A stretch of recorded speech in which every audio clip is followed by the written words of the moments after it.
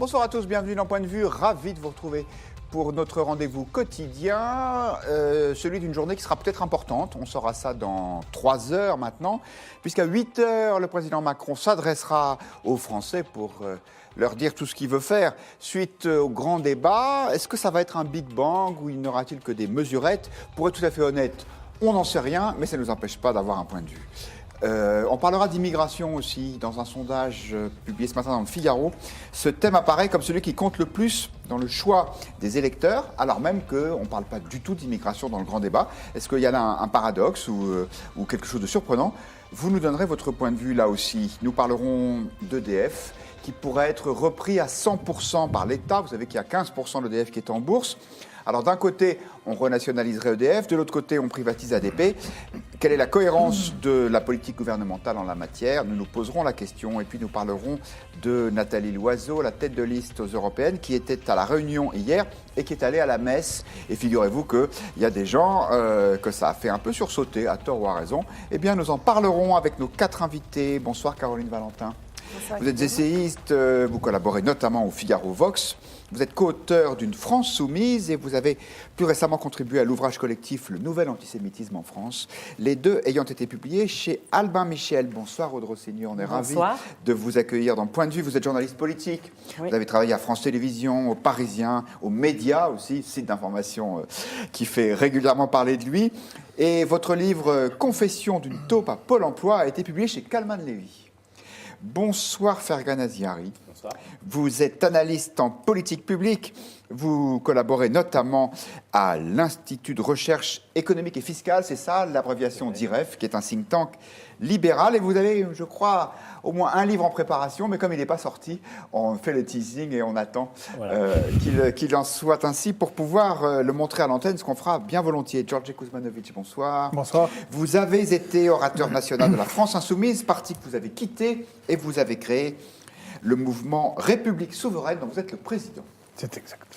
Nous parlons donc évidemment d'Emmanuel Macron qui a annoncé hier soir, ou plus exactement l'Élysée a annoncé hier soir qu'il s'adresserait aux Français pour leur donner à la fois des mesures très concrètes et très pratiques et aussi des chantiers qui vont être ouverts suite au grand débat national qui occupe le pays depuis maintenant 3 mois. Est-ce qu'il va y avoir un Big Bang? Est-ce qu'on sait déjà qu'on va être déçu? Évidemment, ce n'est pas facile parce que, honnêtement, je ne pense pas qu'autour de cette table, on sache exactement ce que va dire le président de la République. Mais on peut quand même avoir un ressenti. Aude Rossignol, quel est le vôtre? Le ressenti, d'abord, c'est qu'il a créé une immense attente et qu'il a créé lui-même les conditions d'une éventuelle déception. C'est-à-dire qu'il y a eu ce grand débat dont on a dit que finalement il ne donnerait rien. Les gens disent on n'a rien à en attendre. Et puis finalement l'exécutif et les parlementaires ont dit mais bien sûr que si, il va se passer des très grosses choses, etc. Là on nous promet un Big Bang. Effectivement, si c'est un petit pchit, ça risque d'être pas terrible parce que si la montagne accouche d'une souris, évidemment, alors qu'Emmanuel Macron... Voilà, Emmanuel Macron commence en avance, mais en fait non, ça apparemment c'est son intervention du 10 décembre dernier. Voilà, donc s'il annonce des grandes choses, encore une fois, on verra autour de cette table, personne ne peut dire ce qu'il annoncera. Oui. Simplement, ce qui est sûr, aujourd'hui, c'est qu'il a pas tellement le droit à l'erreur compte tenu de l'attente qu'il a lui-même créée. Fergan Aziari, le Premier ministre a dit la semaine dernière qu'il y avait un vrai ras-le-bol fiscal des Français, donc vous êtes plutôt optimiste aujourd'hui, vous vous dites enfin il va y avoir un tournant libéral? Alors, le tournant libéral, je pense qu'on va l'attendre encore longtemps parce que le diagnostic, ça fait 20 ans qu'il est posé. Tout le monde sait que la France est le pays le plus fiscalisé de l'OCDE, le pays le plus socialisé de l'OCDE. Donc on est tout à fait conscient qu'on a un problème d'imposition, de fiscalité et de dépenses publiques. En revanche, pendant le grand débat, on n'a pas du tout entendu parler du traitement qu'il faudrait mettre en œuvre justement pour traiter, entre guillemets, cette maladie, cette addiction à la fiscalité et à la dépense publique. Or, ce traitement, on le connaît, il n'y a pas 36 000 solutions en France et dans les pays de manière générale pour faire reculer la dépense publique, c'est revoir le périmètre de l'État dans l'économie. Concrètement, ça veut dire quoi? Ça veut dire sélectionner les industries, les activités qui mérite d'être soumise à la concurrence, d'être ouverte au secteur privé. Or, on n'a pas entendu parler du tout d'éventuelles privatisations dans, aujourd'hui, les secteurs qui consomment le plus d'impôts et de dépenses publiques, notamment dans la protection sociale, la santé, l'éducation. Et donc, compte tenu du fait que tous ces sujets-là ne sont pas du tout évoqués, moi, je pense qu'on va rester dans une situation, on va rester dans le statu quo, c'est-à-dire qu'on va faire quelques petites mesurettes pour satisfaire quelques intérêts catégoriels, sans pour autant réformer en profondeur le pays, et donc on va prolonger comme ça la stagnation du pays jusqu'à la prochaine révolte. Georges Kuzmanovic, effectivement, il n'y aura probablement pas de privatisation du système de santé français. Peut-être que vous vous en réjouissez. Si Fargan était au pouvoir, ça serait... Déjà, Macron réussit à mettre le peuple dans la rue en enlevant l'ISF, en favorisant les riches, et puis en proposant quand même de privatiser bientôt les aéroports de Paris et la Française des Jeux, et bien d'autres choses encore. Donc bon, si vous mettez à privatiser l'école et l'hôpital, je pense que là, c'est la Bastille. Bon, en même temps, vous savez, les écoles privées, c'est là où les listes d'attente sont les plus longues. Donc apparemment, les Français ont choisi. Parce que ça marche pas très bien, parce que c'est pas très bien financé. Bon, alors, concernant le grand débat, concernant l'intervention de M. Macron ce soir, je crois que le grand suspense du jour, c'est Game of Thrones. Plutôt, c'est de savoir qui va mourir dans le premier épisode de Game of Thrones plutôt que ce qu'il va dire. Parce que je ne sais pas pourquoi vous considérez qu'on ne peut pas savoir ce qu'il va dire, mais si, on peut savoir ce qu'il va dire, puisqu'il l'a annoncé déjà dans sa lettre aux Français, avant le début du grand débat national. Il avait dit clairement dans la lettre aux Français, avant le grand débat, donc, que toute une série de discussions, de choses ne seraient pas abordées. Elles ne l'ont pas été. Ça a été confirmé par Philippe il n'y a pas très longtemps, par M. le Premier ministre. Donc, pas les questions de sécurité sociale, pas les questions de justice sociale, pas les questions de justice fiscale. On ne reviendra pas sur l'ISF. On a vu d'ailleurs comment est-ce que tout cela avait été manœuvré. Est-ce que le compte-rendu qui en a été fait la semaine dernière était assez éloquent. Donc, c'est que la moitié des contributions qui étaient prises en compte. On a pris en compte que les contributions en ligne. Et puis, on a gonflé le nombre de participants. On a gonflé le nombre de participants. Et puis, on s'est rendu compte que, alors que le Premier ministre, M. Philippe, clamait que non, le retour de l'ISF n'était pas une demande du peuple, on s'est rendu compte que si, en fait, ça émergeait même très fortement. Bon, donc on peut se douter que ça sera du même tonneau que le 10 décembre et le 31 décembre. Ça sera... il n'y a rien à voir. Le 10 décembre, 10 milliards quand même. Vous appelez ça rien à voir? Il y a quand même eu le 10 décembre des annonces de 10 milliards d'euros de... Oui, c'est des annonces, mais rien sur le fond n'est changé. Et la raison, c'est qu'il ne peut pas, Macron. Macron est un néolibéral fanatique qui n'a même plus l'intérêt de la défense. Non, mais il n'a même plus l'intérêt de la défense de la France. C'est quand même le seul président, je le rappelle, qui a déclaré qu'il n'y avait pas d'identité française. Donc c'est à ce point-là que ce pays le désintéresse. Il est pour la souveraineté européenne et de toute façon, il est contraint, comme tous ceux qui sont actuellement au pouvoir, par les traités européens, celui de Lisbonne et celui qu'il a signé avec Aix-la-Chapelle. C'est-à-dire que les revendications exprimées par les Gilets jaunes et apparemment par le peuple, qui étaient largement soutenues, les revendications étaient largement soutenues par le peuple, ne peuvent pas être mises en œuvre compte tenu des contraintes européennes. Ce n'est pas les traités européens qui forcent la France à être le plus fiscalisé des pays de l'OCDE. La France est le deuxième pays d'accueil des millionnaires dans le monde et il n'y a aucune fuite. Il en exporte beaucoup aussi des millionnaires. Je ne sais pas si vous êtes au courant qu'en Suisse, en Nouvelle-Zélande, il y a beaucoup de... Je suis au courant que... en matière de politique fiscale, la diversité des politiques fiscales en Europe montre qu'il n'y a aucun rapport entre Union européenne et fiscalité française. Ce n'est pas le cas aujourd'hui en France. Voilà.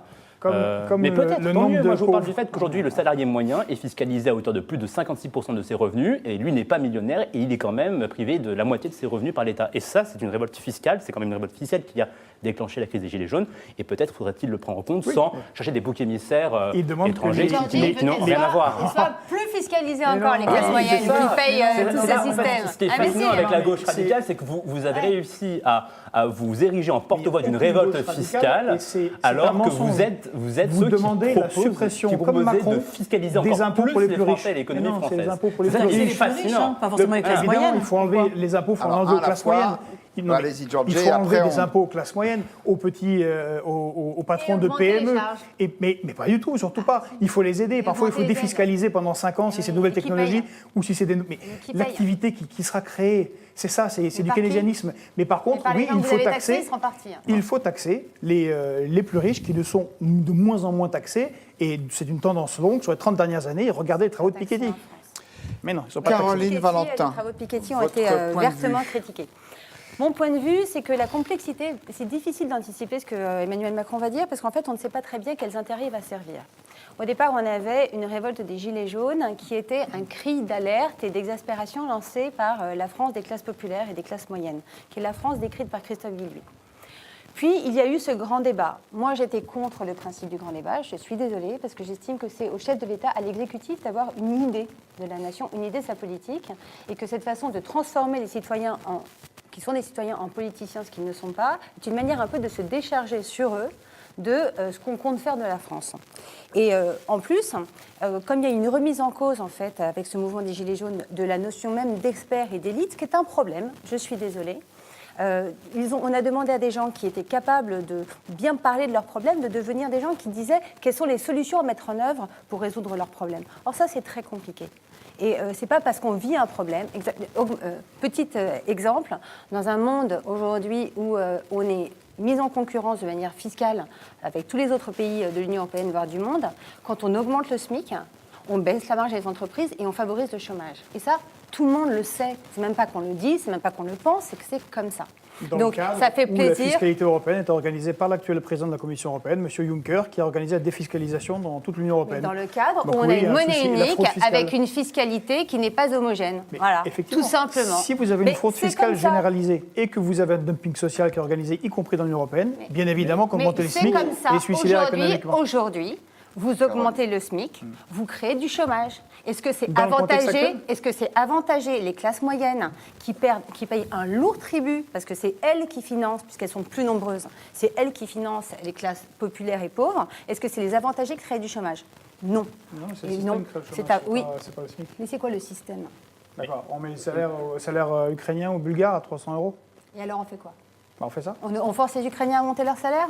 Ou on force nous, justement, on baisse tout nos le salaires à système fait 300 On les baisse à 260 € comme en Ouais. Bulgarie. Ouais, voilà. Non, mais ce que dit, C'est pas le salaire. ce que dit Caroline Le truc, Valentin Audrey aussi intéressant, c'est que, en fait, il y a des contraintes qui sont celles de nos engagements européens et que de toute façon, même s'ils voulaient faire quelque chose, Emmanuel Macron ne pourrait pas. Il se retrouve dans une situation, en fait, où il demande à des citoyens qui n'ont pas l'expertise, c'est pas qu'ils sont idiots, ils sont très intelligents, simplement ce n'est pas leur travail de connaître le résultat des études économiques publiées dans des revues académiques. Voilà, ce n'est pas leur travail.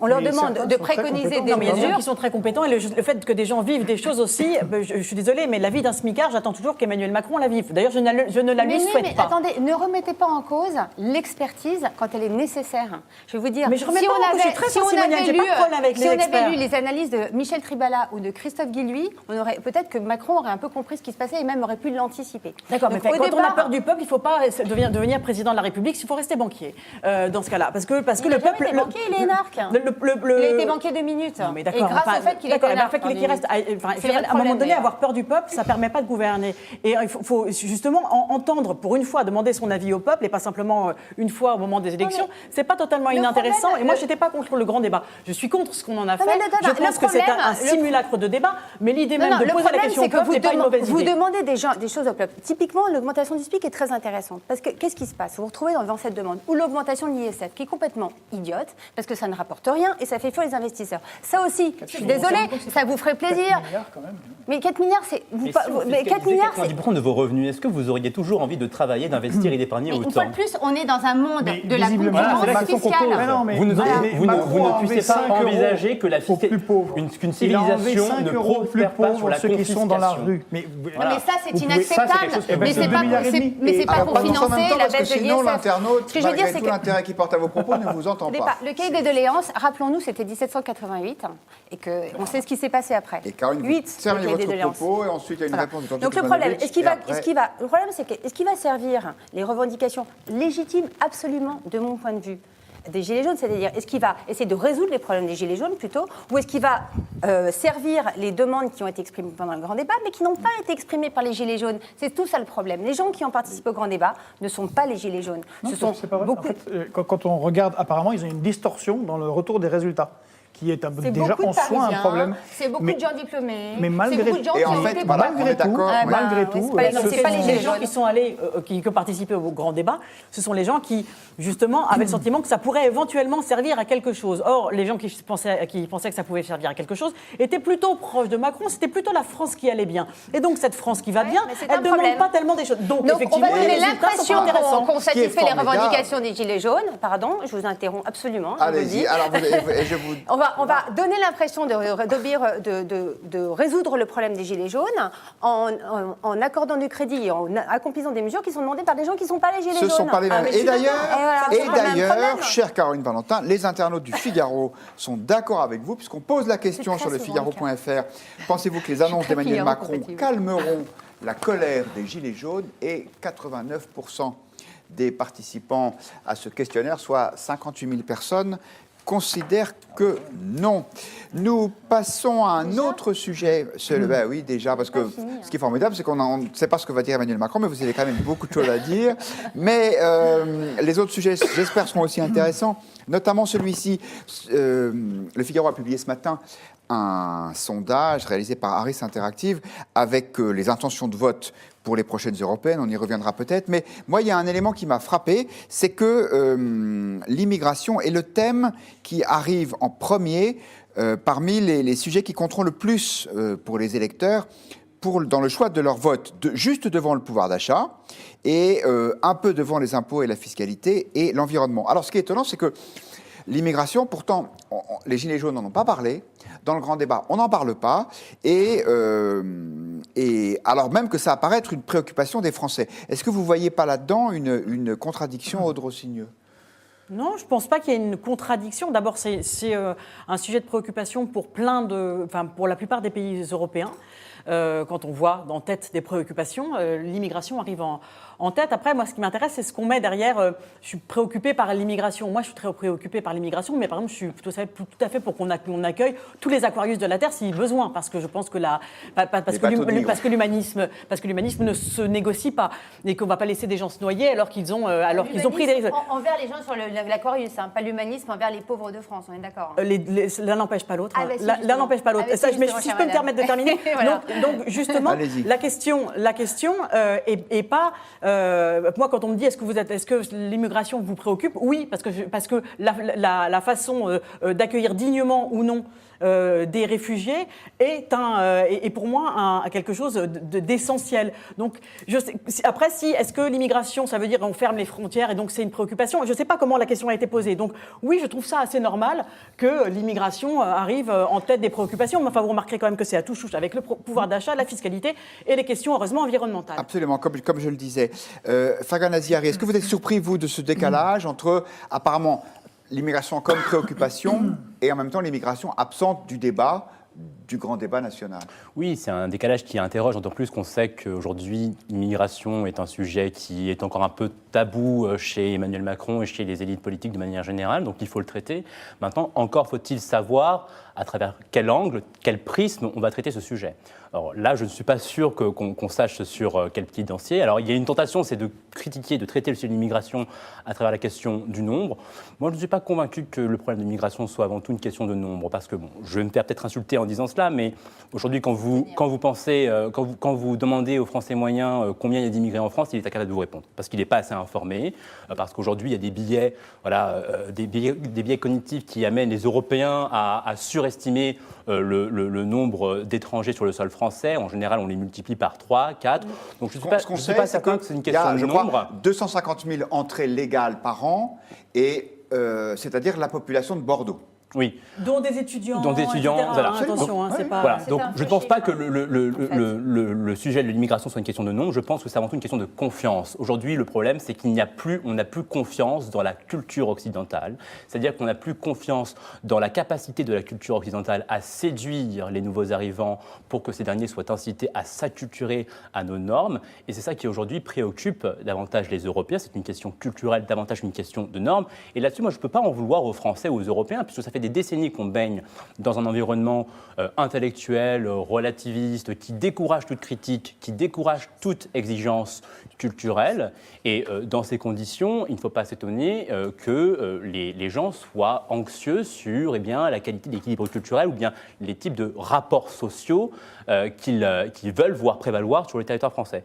Donc je pense que s'il faut aujourd'hui répondre aux angoisses identitaires, il faut renouer avec un récit beaucoup plus optimiste sur la culture occidentale, renouer avec une plus grande exigence culturelle à l'égard des nouveaux entrants et cesser de baigner dans une forme de relativisme qui aujourd'hui instille un sentiment de dépossession chez les Européens qui veulent garantir un certain équilibre culturel sur leur territoire. Et comment expliquez-vous, George Kuzmanovic, que cette anxiété que vient de décrire Fergan Aziari ne soit pas remontée dans le grand débat national, puisque l'immigration, ça n'a pas été un sujet? Mais c'est vrai que ça peut être un grand sujet, en tout cas parmi les Gilets jaunes. Lors des manifestations où j'ai été ou sur les ronds-points, le sujet était abordé, mais était abordé après d'autres sujets. Mais je crois que ce sont deux choses différentes. Le grand débat national a été initié parce qu'il y a eu le mouvement des Gilets jaunes et qui était un mouvement sur la justice sociale, la justice fiscale et la justice fiscale. Et que les grandes questions tournent autour de ça. Maintenant, sur l'immigration, évidemment que ça va être un sujet central des Européennes. Ce n'est pas une surprise. Ça fait 2 ans qu'on l'annonce. Mais comme j'ai déjà dit ici, je suis toujours surpris par l'angle avec lequel on l'aborde. Et vous le faites vous-même, c'est toujours l'Aquarius ou les gens sur les radeaux. Donc, bon, effectivement, il faut accueillir. On ne laisse pas les gens mourir dans la Méditerranée ou où que ce soit. Mais d'ailleurs, je ne sais pas pourquoi on les laisse mourir dans l'océan Indien entre les Comores et Mayotte. C'est pas tellement nos frontières. Non, si, Mayotte, c'est nos frontières. Oui, vous avez raison. Vous avez raison. Non, sur des milliers de morts, ça n'intéresse pas la gauche. Pour des raisons tout à fait. Enfin, on pourra développer, mais ça ne les intéresse pas. Il n'y a aucun sujet alors qu'il y a des milliers de morts. Même le président fait des blagues douteuses sur les kwassa-kwassa, ce qui est inacceptable. Mais bon. Donc, les gens sont à accueillir sur le droit maritime, mais une fois qu'ils sont accueillis, on voit ceux qui sont réfugiés politiques, c'est une chose, et puis ceux qui sont réfugiés économiques, dans un pays où il y a 6 millions de chômeurs, ils sont renvoyés chez eux. Point.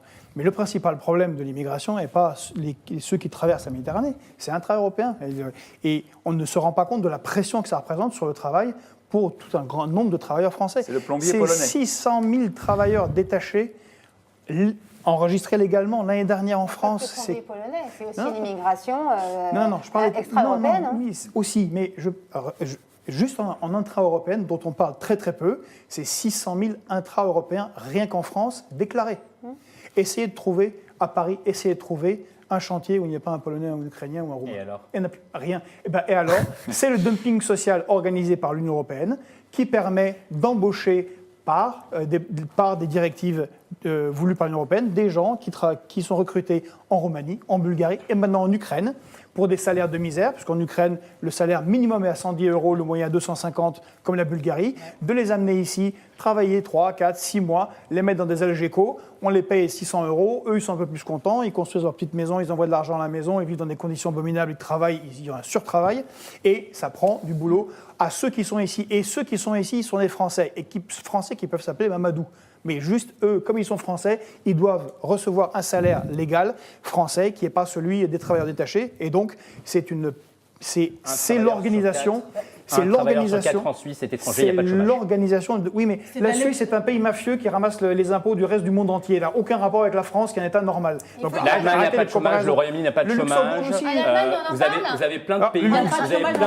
Le Luxembourg n'a pas de chômage. Fergan Aziari répond et ensuite. Vous avez plein de pays en Europe qui connaissent le plein emploi. Monaco n'a pas le chômage, Liechtenstein n'a pas le chômage, Andorre, San Remo n'a pas le chômage. C'est une grande nation. Vous avez 35 pays de l'OCDE. Oui. Vous avez 20 20 pays de l'OCDE qui ont un chômage en dessous de 5%. La France est une exception parmi les pays riches. Et c'est ça que vous ne voyez pas. Alors que les pays riches, alors que les autres pays riches, par ailleurs, connaissent des flux migratoires tout à fait comparables. En Grande-Bretagne, ils ont converti leurs chômeurs en handicapés sociaux. Il n'y a aucune corrélation entre immigration et chômage. Voilà. Ça, dans les études académiques, vous ne trouverez jamais une telle corrélation. Alors ça, c'est le point de vue. fantasme marxiste du travailleur qui vient voler le travail du français. Mais il n'y a pas de corrélation là-dessus. Parce que l'économie n'est pas un gâteau fixe, n'est pas un jeu à somme nulle. Quand la démographie augmente, les nouveaux-nés ne prennent pas le travail des vieux. Comme ceux qui en URSS continuent à annoncer des choses, alors que visiblement ça ne marche pas. Merci, oui, Georges les pays les plus riches ne sont pas du tout les plus libéraux en Europe. Moi, je vais... Attendez, s'il vous plaît, Caroline Ventin, c'est moi qui distribue la parole. Je vais d'abord la donner aux internautes. Bronito nous dit, le problème, c'est que parler d'immigration, c'est ouvrir la boîte de Pandore politique. Effectivement, c'est probable. Est-ce que c'est pour ça qu'il y a une prudence des Gilets jaunes et des participants au grand débat? C'est une question. R34 nous dit, est-ce que derrière l'immigration, la vraie question, ce n'est pas l'islam conquérant, point d'interrogation. C'est même pas à la forme négative d'ailleurs, c'est la vraie question est l'islam conquérant. Babino nous dit, le grand débat et la crise des Gilets jaunes ont définitivement prouvé que l'immigration n'est pas la priorité des Français. Et Bobif nous dit, je suis tout à fait d'accord pour que des Européens puissent travailler au sein de l'Europe, mais à des conditions identiques. J'ajoute, Georges Kuzmanovic, pour compléter ce que vous venez de dire, qu'il y a désormais quand même une directive européenne qui, sur les travailleurs détachés, qui impose de les payer au moins le SMIC, c'est-à-dire en France, pas moins que le travailleur français. C'est pas le salaire, après, c'est les charges, le niveau des charges n'est pas le même. On est d'accord là-dessus. Je parlais juste les cotisations patronales sont payées ailleurs. Absolument. Des salaires différés. Absolument. Mais donc du coup, on les paye pas 300 €. En tout cas, s'ils travaillent à temps plein, ou en tout cas légalement. Après, ce qui est illégal, ça, j'en sais rien. Caroline Valentin. Sauf en Allemagne. Je trouve votre discours très intéressant parce que vous parlez de ressenti. Alors vous dites, il faut accueillir les gens qui sont sur l'Aquarius. Je pense que personne n'a envie que les enfants meurent sur des plages, ni que les gens meurent dans la Méditerranée. Mais juste, il y a une différence entre gérer une situation humanitaire et accueillir longtemps des gens chez nous, alors qu'on ne peut pas le faire, parce que nous n'avons pas les moyens de le faire. Est-ce que vous dites, vous, que quand on accueille beaucoup de gens de l'étranger, ça ne crée aucun problème, aucun chômage? Il n'y a pas de problème avec le chômage, il n'y a aucune corrélation entre immigration et chômage. Je suis désolée, je vous renvoie aux travaux de Georges Borgias qui précisément dit le contraire. Ce sera le seul parmi les 99% de littérature économique. Non, mais le problème, et alors, c'est une question de pourcentage de littérature. Moi, vous savez, dans ces matières-là, je suis les gens qui travaillent bien, et malheureusement, il n'y en a pas beaucoup, parce qu'en général, ils ne sont pas bien traités. Et je parle donc de Michel Tribala qui m'a parlé de Georges Borgias. Je vous engage donc à aller voir ce qu'il écrit. Et voilà ce qu'il écrit. Donc vous dites avez corrélation entre chômage et immigration. Bien sûr, quand il y a une arrivée massive d'immigrés à un certain niveau de diplôme, qu'il soit bas ou qu'il soit haut, c'est une mise en concurrence naturellement des gens qui ont le même niveau de diplôme que ces gens-là. Donc c'est pas vous, naturellement, c'est pas les journalistes, c'est plutôt les gens qui sont venus manifester sur les ronds-points, plutôt les gens qui n'ont pas beaucoup de diplômes. Et ça, en général, entraîne un transfert massif de richesses des actifs qui sont à même niveau de diplôme que ceux qui arrivent, vers les gens qui emploient ces actifs. Mais pourquoi ils ne se sont pas rendus compte, les Gilets jaunes? Alors pourquoi ils n'en ont pas parlé plus? Parce que vous, les médias, ou nous, les médias, ou les politiques, et toute la gauche bien pensante, s'est bien assurée de mettre un cachet bien pensant sur ce sujet, et on n'a plus le droit de le penser. C'est interdit. Ils ont eu peur, vous croyez, de s'exprimer là-dessus? Bien sûr, évidemment. Et vous, d'ailleurs, quand vous dites « Oh, c'est un ressenti », peu importe. Et les libéraux et la gauche, là-dessus, se retrouvent parfaitement pour des raisons différentes. Ils sont tous immigrationnistes, mais pour des raisons différentes. Vous, c'est pour la raison que je viens d'expliquer, parce que vous êtes bien contents quand les possédants ont plus d'argent. Mais oui. C'est bien pour ça que Macron, le néolibéral, aime les... Bon. Et donc, c'est pas un procès d'intention, c'est juste, on a 10% de chômeurs, on ne peut pas. Dans ce cas-là, pourquoi ne pas réduire l'immigration entre Paris et la banlieue si en fait l'immigration crée du chômage? Dans ce cas, il faudrait interdire les banlieusards de concurrencer les Parisiens, il faudrait interdire les Bretons, il faudrait interdire l'immigration entre villes, entre départements, entre régions. Si votre doctrine protectionniste est si cohérente avec elle-même, ne l'arrêtez pas aux frontières nationales. Allez jusqu'au bout de votre logique et demandez à réinstaurer des parias migratoires entre villes, entre campagnes, entre départements. Tous les pays occidentaux, sauf nous, Ils ont une politique d'immigration. répondez à la Mais question. tous, attendez, Si jamais- et même au Parlement, si jamais- on est obligé. Si Non, il n'y a jamais- pas de politique d'immigration en France, madame. Justement, le Si problème, jamais ça crée c'est que du c'est un chômage. sujet qui est complètement. Sur lesquels quelques hauts fonctionnaires. Je sais ce que je dis et je peux vous dire que j'ai une bonne source pour le savoir. Il y a quelques fonctionnaires qui ont mis la main sur le sujet au sein du ministère de l'Intérieur, qui ne font passer que des informations complètement illisibles et par leur ministre et d'ailleurs par le Parlement. C'est un sujet qui est censé être discuté au Parlement. Mais vous savez ce que c'est qu'une politique de l'immigration? C'est savoir combien on a. Vous avez dit 250 000. Moi, je connais la personne qui est Michel Auboin, qui a constitué ce chiffre de 250 000 à partir de un peu rien, parce que pendant très longtemps, nous n'avions même pas les moyens de compter notre immigration. Donc même lui, il me dit, non, 250 000, c'est moi qui l'ai dit. En fait, ça ne veut rien dire, ok? Et en plus, 250 000 personnes qui arrivent par an. Mais qu'est-ce qu'elles font, ces personnes? Elles se marient, et puis très souvent, pour des raisons Ce sont culturelles... des étudiants majoritairement. Pas forcément, mais pas du tout, vous avez tort. Hein. Ceci n'est pas la vérité. On va pas... Ceci n'est pas la vérité. Et donc, il y a Je vous laisse Vous terminer. savez, ça ne suffit pas de dire vous avez tort pour avoir raison. Hein. Je vous Non, mais laisse- j'ai vérifié mes sources et je ne parle vous que de laisse- ce que je sais. Vous D'accord, terminez, voilà. Caroline Valentin. Donc, on a un problème d'immigration, ce n'est pas un très problème de ressenti, c'est un problème d'immigration qui a des conséquences économiques, sociales et culturelles chez nous. Une fois de plus, je renvoie à Christophe Guilluy, parce que c'est lui qu'on aurait dû écouter là-dessus. Christophe Guilluy, l'homme de la France périphérique. Exactement. Il a parlé du problème des classes populaires, il a même prédit ce qui allait se passer. Il y a une insécurité économique, une insécurité physique, une insécurité culturelle qui est celle de cette France périphérique, et c'était celle-là dont elle s'est fait l'écho quand elle a commencé à s'énerver début novembre. Voilà, Merci. c'est tout. Et donc arrêtez de les prendre pour des imbéciles qui n'ont pas le sens des statistiques et qui ont un ressenti. Non, ils voient ce qui se tout à l'heure passe. que l'expertise n'était pas suffisamment respectée et qu'on donnait la parole à n'importe qui. Oui, C'est pas mais ne moi. demandez pas à n'importe qui d'être un statisticien. Les gens ne sont pas des Merci statisticiens, mais ils ont le droit à d'avoir tous des les deux. ressentis. Et, Je vous propose de laisser le dernier mot à un internaute, Pragma, qui nous dit « En Pologne, ce sont les Ukrainiens qui viennent remplacer les Polonais ». Point d'exclamation. Et oui, c'est ça la mondialisation, nous dira Georges Kuzmanovic. Non, on va instaurer des barrières partout entre les villes pour empêcher l'immigration, ça va être bien. Avec des snipers. Merci beaucoup. Je pense qu'on ne vous mettra pas d'accord sur ce sujet, mais ça n'est pas forcément inédit. Nous parlons donc maintenant d'un sujet qui va peut-être vous diviser aussi, c'est la politique du gouvernement en matière de nationalisation et de privatisation. Vous savez que dans la loi Pacte qui vient d'être adoptée par l'Assemblée nationale, il est prévu la privatisation de 2 entreprises, Aéroports de Paris et la Française des Jeux. Et parallèlement à ça, on apprenait ce matin grâce aux Parisiens que l'État voulait reprendre le contrôle total d'EDF, alors même qu'aujourd'hui, il y a à peu près 15% du capital qui est en bourse. Alors, est-ce que finalement, Aude Rossigneux, c'est une bonne nouvelle? Ça veut dire que l'État défend bien ce qui est stratégique, parce que l'idée, c'est que l'énergie, ça ne peut pas être ouvert au marché. Moi, j'ai pas de problème dans l'absolu avec le fait qu'on nationalise EDF. J'ai pas de problème avec les nationalisations dans l'absolu. Le problème, c'est juste que ça va coûter un pognon de dingue, comme dirait l'autre, parce que c'est aussi une façon de préserver le nucléaire qui coûte un argent extravagant, parce que les normes sont extravagantes, parce que le danger est extravagant, et que donc évidemment, tout ça, c'est pour protéger la filière du nucléaire. C'est plus ça qui me gêne.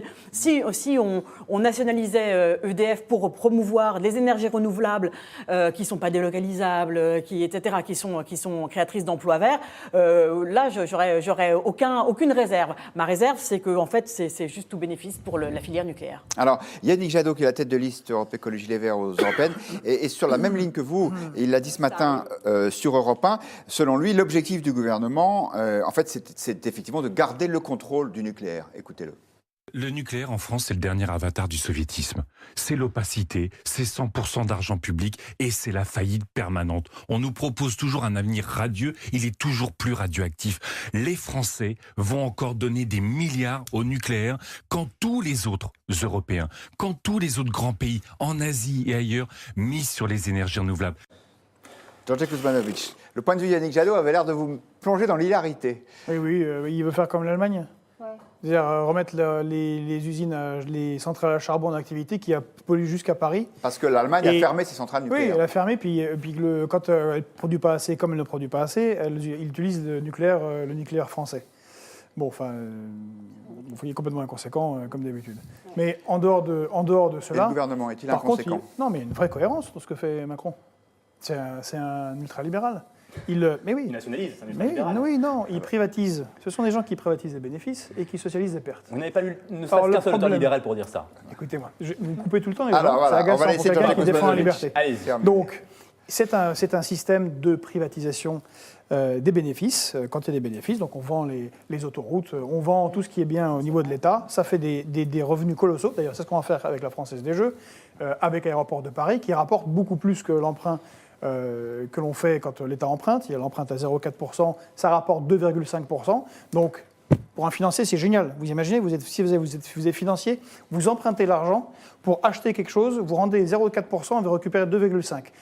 Il n'y a rien à faire, c'est magnifique comme métier. Vous récupérez 2,1% sur la masse que vous aurez investie pour acheter ADP ou Française des Jeux. Bon, par contre, EDF, il y a un vrai problème, c'est effectivement le nucléaire.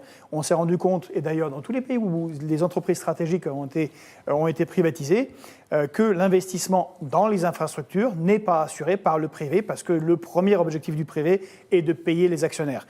Or, dans le nucléaire, c'est sine qua non, l'investissement doit être sérieux, vérifié, lourd. On ne peut pas avoir des soudures qui ne marchent pas, comme on s'est rendu compte là, à Flamanville. Voilà. Donc ça doit être quelque chose qui doit être surveillé comme le lait sur le feu en permanence. Ça ne peut pas être laissé à du privé qui fera comme il a envie, comme il a fait avec les trains en Grande-Bretagne.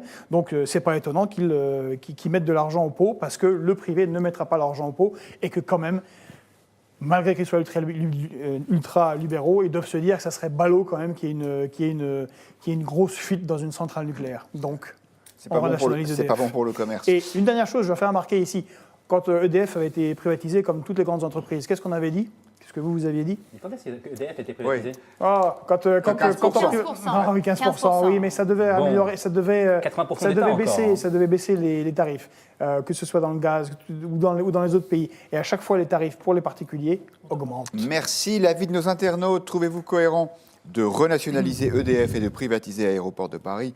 La réponse est non, à 74%. C'est donc l'avis des internautes qui sont en train de nous suivre et qui s'expriment aussi.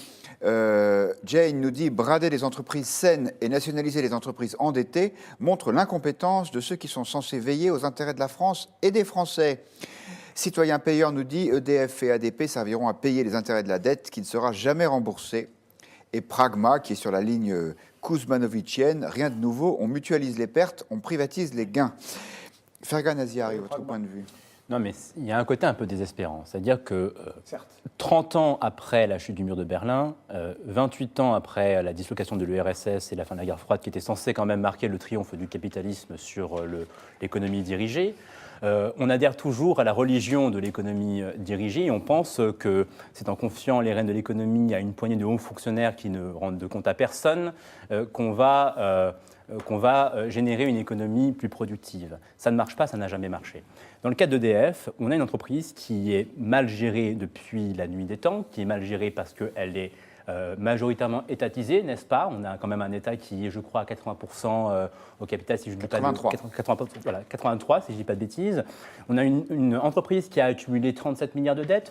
On a une entreprise dont le cours de l'action s'est effondré, qui était à 80 € en 2008 et qui est passé à 12 € actuellement. On a la Cour des comptes qui n'arrête pas d'épingler l'entreprise en faisant remarquer que les salariés jouissent quand même de privilèges qui sont financés sur le dos des contribuables la plupart du temps. Donc EDF, c'est la marque, c'est l'exemple typique d'une entreprise d'État qui vit sur le dos des Français.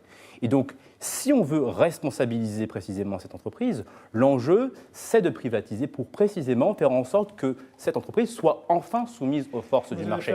Or, vous avez raison sur le fait... c'est la grandeur de la France. Alors attendez, on va laisser faire raison sur le fait qu'aujourd'hui, il existe en France une espèce de capitalisme de connivence, et là-dessus je vous rejoins, où on aime privatiser les pertes. Mais sur le nucléaire, et ça socialiser c'est un vrai sujet. Est-ce que le nucléaire est une activité qui peut être privatisée comme les autres ? Mais pourquoi pas ? Si on part du principe, effectivement... On doit faire des appels de marché pour avoir des appels d'offres, pour avoir des boulons moins chers qui vont nous péter à la figure. Mais pourquoi pensez-vous toujours que le secteur privé constitue un nivellement par le bas au niveau de la qualité ? Si vous imposez une obligation de moyens, une obligation de résultat au secteur privé, avec une responsabilité très lourde en cas de la moindre défaillance, c'est-à-dire que s'il y a une moindre défaillance, le gestionnaire va en prison ou paye une amende de sorte qu'il ne s'en relèvera jamais, ça octroie les incitations nécessaires à faire preuve d'une discipline. Aujourd'hui, l'État, moi je remarque que vous remarquez pas qu'aujourd'hui EDF est mal géré, tout va bien, alors que c'est une entreprise qui est complètement privatisée. Donc voilà, c'est trop dangereux. Aujourd'hui, précisément, c'est l'État qui est irresponsable. Donc vous pouvez pouvez faire vos idéologues à penser que le secteur privé implique toujours d'être d'une mauvaise gestion, mais aujourd'hui, on a un secteur qui est complètement étatisé et c'est là où ça fonctionne mal. Donc, à un moment, effectivement, il faut pas se poser la question. Merci beaucoup. Bien, voilà un point de vue clairement exprimé. Caroline Valentin, un mot là-dessus. Oui, en fait, on peut tout à fait, on n'a pas que le choix entre totale privatisation ou totale gestion par l'État. On pourrait tout à fait envisager de faire rentrer du privé sous forme de concession, avec des obligations de contrôle, toujours assumées par l'État. On pourrait envisager, ce qui a été envisagé, apparemment, il garderait 100%, mais à un moment, il voulait séparer certaines activités du nucléaire. Donc, il y a mille façons d'organiser le truc. Aujourd'hui, si EDF va mal, c'est qu'en fait, l'État a refusé à EDF les augmentations de prix qu'elle demandait. Qu'est-ce que ça veut dire? Ça veut dire que c'est l'État qui a mis au pot, ça veut dire que c'est le contribuable qui a mis au pot, pour faire en sorte que le consommateur n'ait pas à payer l'augmentation du coût qu'il aurait dû payer. Donc, qui a payé? Qui paye en France les impôts? Non, c'est pas les mêmes. Contribuables et consommateurs, justement, c'est pas la même chose. Les contribuables, c'est les classes moyennes. Voilà. Donc c'est encore une fois les classes moyennes qui payent. Elles peuvent en avoir un peu ras-le-bol. Après, il y a peu de gens qui n'ont pas l'électricité quand même. Je connais peu de gens qui pédalent leur cave pour avoir l'électricité. Donc on ne choisit pas d'avoir ou non l'électricité. Donc si les tarifs augmentent, c'est sur les consommateurs et sur tout le monde que ça tombe. Oui, mais tout le monde, sauf que le consommateur paye en fonction de sa consommation, alors que le contribuable, il paye en fonction de ses revenus. Donc c'est quand même pas pareil. Madame Valentin, juste sur les contribuables, effectivement, la classe moyenne paye le plus sur l'impôt sur le revenu, mais qui représente que 10 à 12% des revenus, des recettes fiscales de l'État. C'est trop 54%, c'est la TVA. En tout cas, ils s'en plaignent. Même les plus pauvres, dès qu'ils achètent du pain, leurs prélèvements obligatoires grèvent leur pouvoir d'achat. Après, je ne comprends pas pourquoi est-ce qu'on met ADP. J'ai de la place de parler ou vous avez donné mon temps de parole à tout le monde? Allez-y, je crois vraiment que vous vous êtes exprimé aussi largement que les autres invités, notamment sur le sujet précédent, celui de l'immigration. Et je suis ravi de vous redonner la parole brièvement. Bon, ADP, pour moi, c'est complètement différent. Ce que je voulais dire, parce que ça, c'est mon expérience d'ancien avocat d'affaires chez Moody's aussi, c'est qu'il y a un problème sur la manière dont l'État gère ses participations, gère ses négociations. Donc non seulement c'est un mauvais gérant, mais c'est un piètre négociateur. Et sur ADP, vraiment, on a pu voir qu'une négociation, une concession à 70 ans, hyper longue, à l'issue de laquelle, malgré le fait que la société va augmenter de prix, il va falloir indemniser très lourdement le concessionnaire, c'est juste idiot. Je dirais, on peut faire une concession mieux faite. Mais qu'est-ce que fait l'État? Je sais parce que j'ai été conseil de cet État. Il y a une agence des participations de l'État, une commission des participations et transferts qui doit valider toutes les cessions de participation dans lesquelles il n'y a pas un banquier d'affaires. En fait, il n'y a que des hauts fonctionnaires. Et qu'est-ce qu'il fait en général? Il prend des banquiers d'affaires et des avocats qui ne payent pas. Donc les banquiers d'affaires et les avocats font ça parce que c'est pour la gloriole, c'est sympa de travailler pour l'État. Mais enfin, c'est quand même des gens qui doivent payer des salariés et avoir des clients. Donc ils bossent plutôt très mal sur les dossiers. Je le sais, j'étais au cœur du système. Et c'est assez consternant. Alors, nos internautes, alors il y a Pragma, qui, comme son nom l'indique, est très pragmatique, qui dit « c'est le moment d'acheter de l'EDF ». Alors, écoutez, c'est possible, on ne donne pas de conseils boursiers ici. Bronito, qui ne comprend toujours pas la privatisation de la Française des Jeux. Et Pragma nous dit, au Japon, il était privatisé, le nucléaire? Non, pour l'interrogation. Oui, c'est vrai, effectivement, c'est une entreprise privée. Oui, en l'occurrence, qu'il n'était pas responsable du tsunami. Donc ça, ouais. Même si... Et Danette nous dit, on a vu ce que la privatisation a généré avec les EHPAD. Effectivement, c'est vraiment un autre sujet. Alors, vu l'ambiance électrique qu'il y a sur ce plateau, j'hésite presque à lancer le dernier sujet, mais tant pis, je me lance.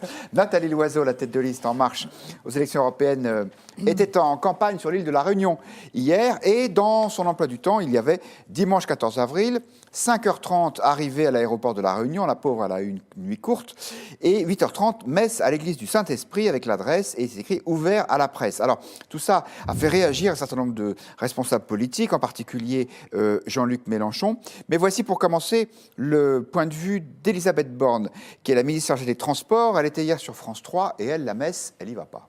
Je ne sais pas exactement dans quelles circonstances elle a pu faire cet appel. Bon, moi, je pense que c'est important aussi qu'elle soit dans ces territoires d'outre-mer. Non, ce n'est pas la question. Oui. Ça ne vous choque pas qu'un ministre aille à une messe ou une candidate aille à une messe?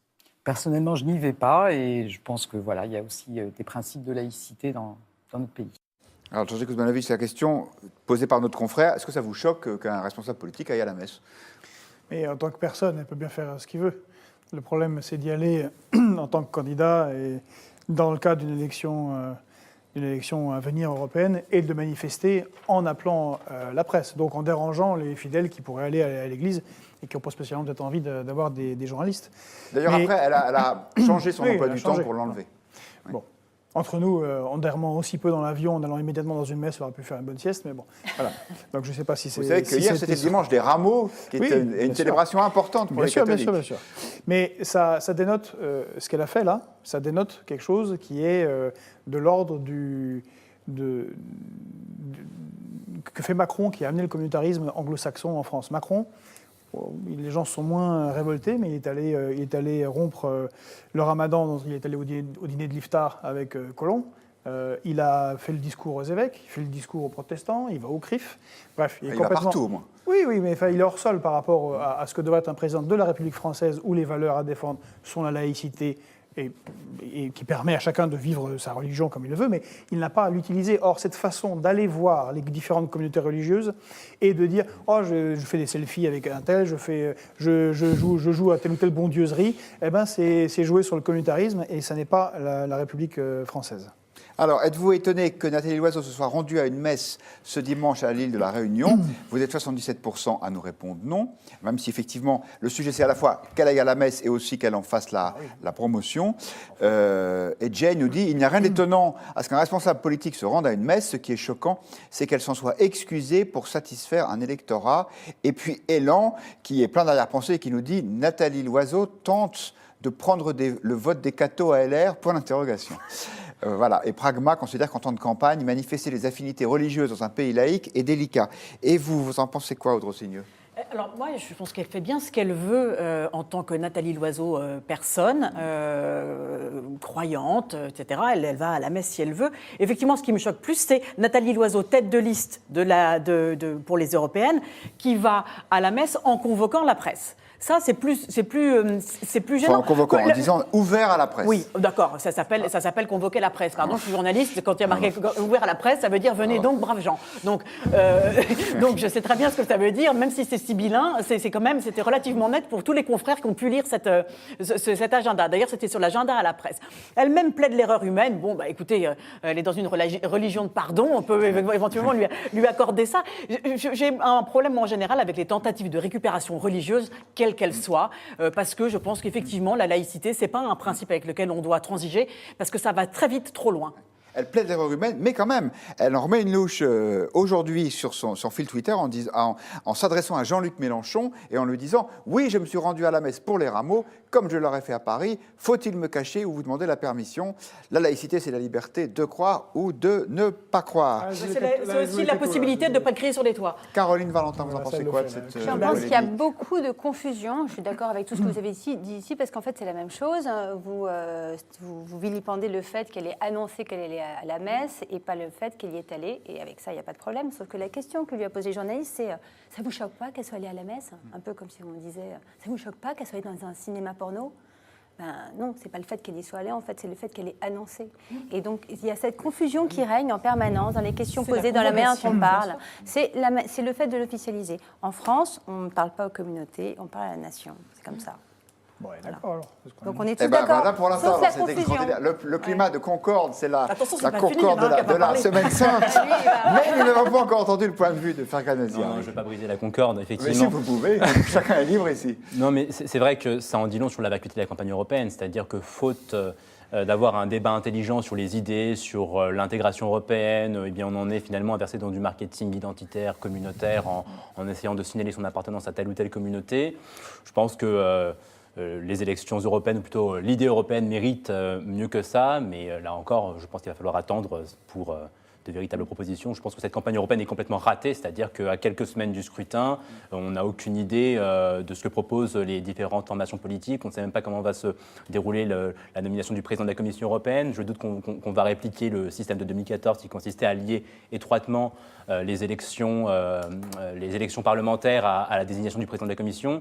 Donc là-dessus, je pense que ça montre que la campagne européenne, pour moi, elle est fichue, c'est-à-dire qu'on ne parle plus du tout de l'intégration européenne. Elle n'a pas encore commencé, vraiment, en fait. Oui, elle n'a pas encore commencé. Elle n'a pas encore commencé, il reste 45 jours, peut-être un peu moins. Moins on parlera d'intégration européenne, mieux on se portera.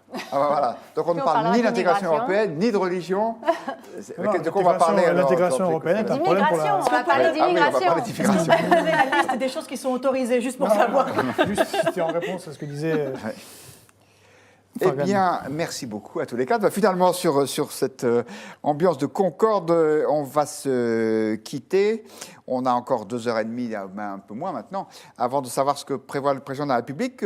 On écoutera avec attention ces annonces pour savoir si vous étiez ou non prescient. C'est tout pour ce soir pour Point de vue. Merci beaucoup de votre attention. Et bien sûr, vous retrouvez Marie-Amélie Lombard demain au même endroit. Quelque chose me dit qu'on débriefera l'intervention présidentielle. Bonsoir. Oui.